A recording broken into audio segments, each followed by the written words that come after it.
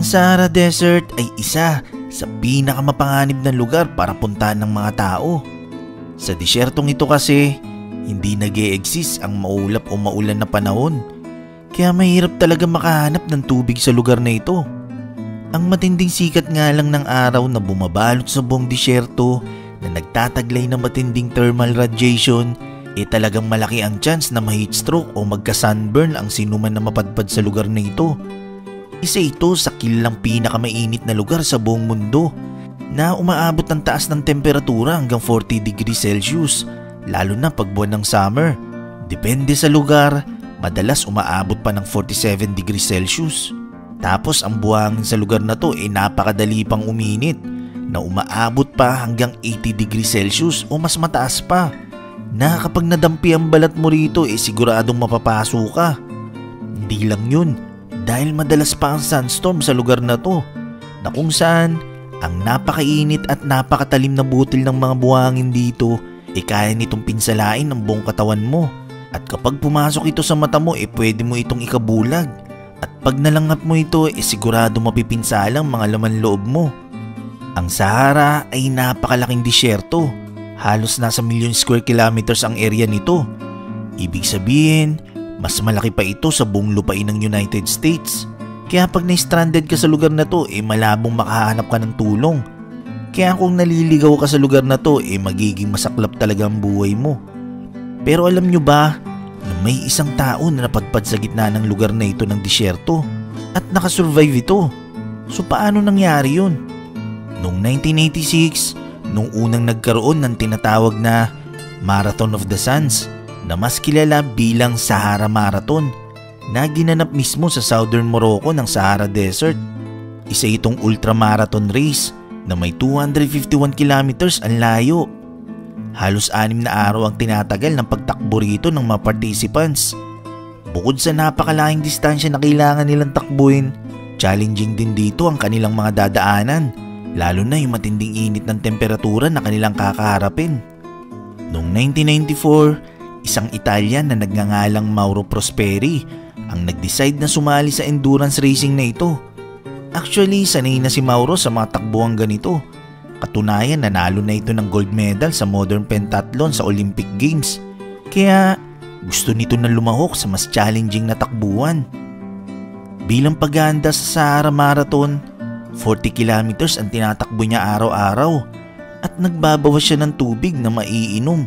Ito'y para masanay ang katawan niya sa dehydration. Sa nakakapasong init ng panahon, naganap ang Sahara Marathon. Sa edad na 39 years old, si Mauro Prosperi ay lumahok dito kasamang 80 na iba pang participants. Si Mauro ay may bitbit na backpack na naglalaman ng extra food at damit. Merong sleeping bag, compass, portable stove, emergency kit at isang signal flare kung sakaling maligaw siya. Ang tubig ay provided naman sa bawat checkpoints ng buong ruta. Ang karerang ito ay may 6 na stages para sa buong 6 na araw. Nung mga naunang araw okay naman ang tinatahak ni Mauro. Katunayan, sa unang araw pa lang naka 29 kilometers na siya at nung ikalawang araw ay naka 35 kilometers siya. Sa kanyang day 3, naka 40 kilometers siya. Nung dumating na ang day 4, ito na yung naging pinaka-challenging na araw para kay Mauro. Dahil ang buong distansya na kailangan niyang takbuhin sa stage na ito halos nasa 85 kilometers. At halos 24 oras niya itong tatakbuhin. Nagpatuloy si Mauro sa pagtakbo at kasalukuyang nasa 4th place na. That time ang temperatura sa lugar nasa 46 degrees Celsius na sinabayan pa ng sunstorm. Halos nakakalahati na siya sa kanyang day 4 na lalo pang lumakas ang sunstorm. Sa pagkakataong ito, kinailangan niyang mamili kung mananatili muna siya o magpapatuloy pa rin siya sa pagtakbo. Pero nagdesisyon siya na tumuloy pa rin sa pagtakbo dahil alam niyang anytime pwede siyang malibing ng buhay sa mga buhangin kung mananatili siya sa kanyang kinatatayuan at maghintay na tumigil ang sunstorm. Ang matinding sunstorm ay nagtagal ng halos 8 oras. Sa buong 8 oras na yan, si Mauro ay nagpatuloy pa rin tumakbo at no choice dahil kailangan niyang huminga habang tumatakbo sa kabila ng matinding sunstorm. dito siya naka-experience ng matinding pagdudugo sa ilong at bibig.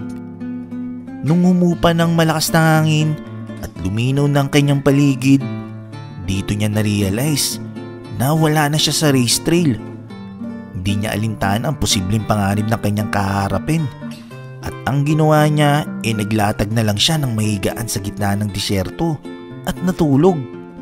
Kinabukasan ng umaga, nagpatuloy siyang tumakbo ng 4 na oras. Umaasa na makakakita siya ng iba pa niyang mga kasamahan. Pag-akyat niya sa pinakatuktok ng mataas na bahagi ng buhangin, paglingon sa paligid, wala siyang makitang kahit na ano maliban sa purong buhangin. Walang tao, walang trail, at hindi siya pamilyar sa kahit saan siyang lumingon na direksyon. Ang problema rito, 24 oras na siyang hindi nakakapag-refill ng kanyang tubig sa checkpoint. Kaya ginawa niya, napilitan siyang inumin ang sarili niyang ihi para ma-recycle ang fluid na kailangan ng kanyang katawan. Nanatili siya sa kanyang kinaroroonan ng ilang oras at naghintay na ma-rescue ng helicopter. Nung palubog na ang araw, nakita siya ng helicopter patungo sa kanyang direksyon at inaasahan niya na i-rescue siya. Ginawa niya pinaputok niya ang kanyang nag-iisang signal flare na dala niya sa kanyang backpack. Ang problema, hindi ito napansin ng sakay ng helicopter hanggang sa nilagpasan na siya nito. Wala siyang magawa kundi matulog na lang uli. Kinabukasan, tirik na tirik ang araw at pumalong muli ang temperatura sa 40 degrees Celsius. Dito na siya nangamba na baka ma-heat stroke siya dulot ng matinding init. Kaya ang ginawa niya, nagpatuloy na siyang maglakad bagamat hindi niya alam kung saan siya pupunta, hanggang sa may natagpuan siyang Bedouin Muslim shrine. Agad-agad siyang nagtungo sa abandonadong shrine at ito ang nagsilbi niyang pansamantalang tirahan. Nilabas niya sa kanyang backpack ang kakaunti niyang tirang pagkain at ito'y kanyang kinain. Umakyat siya sa tuktok ng shrine at inilagay ang Italian flag. Umaasa na may makakapansin o may makakita sa kinaroroonan niya. Nadiskubre niya na pinamamahayan ng maraming paniki ang tower, kaya tinuhuli niya ito para mainom ang dugo nito para sa karagdagang nutrisyon. Kinabukasan ng umaga, may nakita siyang airplane na patungo sa kinaroroonan niya. Sa sobrang desperado na ni Mauro, gumuhit siya ng malaking letra na SOS sa buhangin para mapansin siya. At dahil wala na siyang signal flare, sinunog niya ang kanyang bag para makalika ng usok para maging signal. Kasong problema, sumabay naman ang malakas na pag-ihip ng sandstorm, kaya't hindi nakita ng sakay ng airplane ang ginawa niyang signal. Ang sandstorm na ito nagtagal ng 12 hours. Nawalan na ng pag-asa si Mauro na marirescue pa siya. Sa mga oras na yon, tinanggap na niya na dito na siya unti-unting masasawi sa mismong shrine sa gitna ng disyerto. Kinabukasan, nagdesisyon si Mauro na lisanin ang shrine at magpatuloy sa paglalakad sa kawalan. Sa kanyang paglalakad, dito may natagpuan siyang oasis at sa wakas nakainom na siyang muli. Dito siya nagpalipas ng gabi sa gilid ng oasis. Kinabukasan, pang-10 araw na niya ito mula nung naligaw siya. Pinuno ni Mauro ang lagayan ng kanyang tubig at nagpatuloy na uli siya sa paglalakad.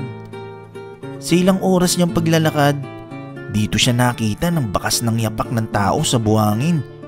Kaya agad-agad niya itong sinundan. Sa kanyang paglalakad, dito siya nakita ng mga tents na kinabibilangan ng grupo ng mga nomads. Humingi siya ng tulong rito at dito siya nanatili pansamantala hanggang sa ma-pick up siya ng patrol ng pulis. Pagdating ng patrol, agad-agad siyang diniretso sa malapit na ospital. Dito niya napagtanto na sobrang layo na pala ng tinahak niya mula sa paggaligaw sa race trail. At halos nasa 290 kilometers ang tinahak niya mula nung naligaw siya.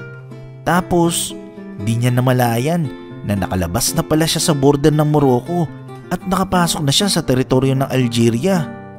Nasa halos 33 pounds o 15 kilos ang nabawas sa kanyang timbang at halos nasa 45 kilos na lang ang kanyang bigat. Kinailangan niyang salinan ng 16 liters ng intravenous fluids para ma-replenish ang tubig na nawala sa katawan niya. Matapos ang 7 araw sa ospital sa Algeria, nakauwi siyang muli sa kanyang tahanan at nakasama ang kanyang pamilya. Nakarang taon lang, taong 2020, naglabas siya ng sarili niyang libro na pinamagatang Those 10 Days Beyond Life.